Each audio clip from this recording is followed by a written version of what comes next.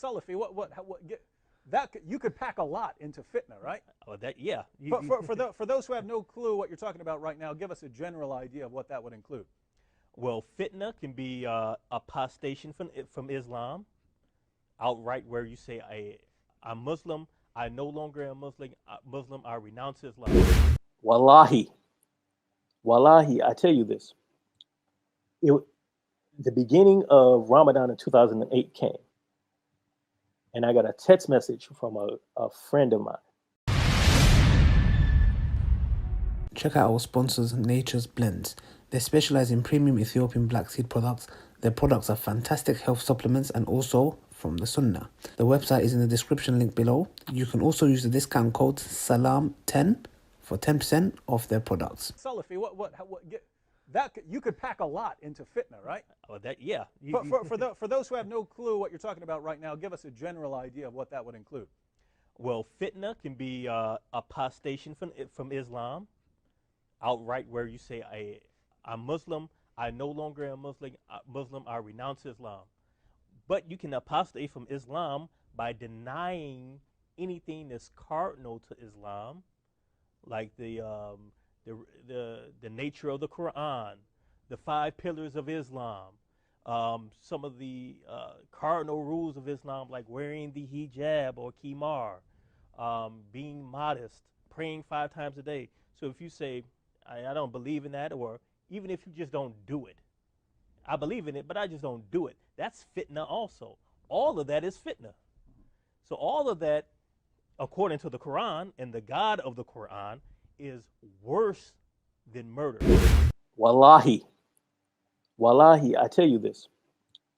The beginning of Ramadan in 2008 came, and I got a text message from a friend of mine, Brother Abu Zakaria. I'm giving him credit. Abu Zakaria. He sent me a text message, and the text message is this Abu Zakaria from IERA, or is this a different no. Abu? This is a different brother. Okay. He sent me a text message, and he said, "Assalamu alaikum. Are you ready to come back home?" I hadn't heard from this brother in years. I haven't spoken to him, hadn't received a text message. We hadn't had any communication in years. At that point in my life, which coincided with the beginning of Ramadan, he sends me a text message asking, "Are you ready to come back home?" And I was being a smart butt, and I sent back, "Are you ready to accept Jesus as your Lord and Savior?" And so we started talking, and I just found it weird that those things coincided with each other at the same exact time. And I really started thinking, well, if you're open-minded enough to explore everything, you say that you want to see the proof for everything. You want to see the evidence for everything. Will you take a look and to see whether or not it was a mistake to leave Islam? Are you willing to go that far?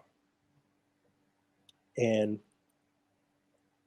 I really thought about that. There was a part of me that resisted that.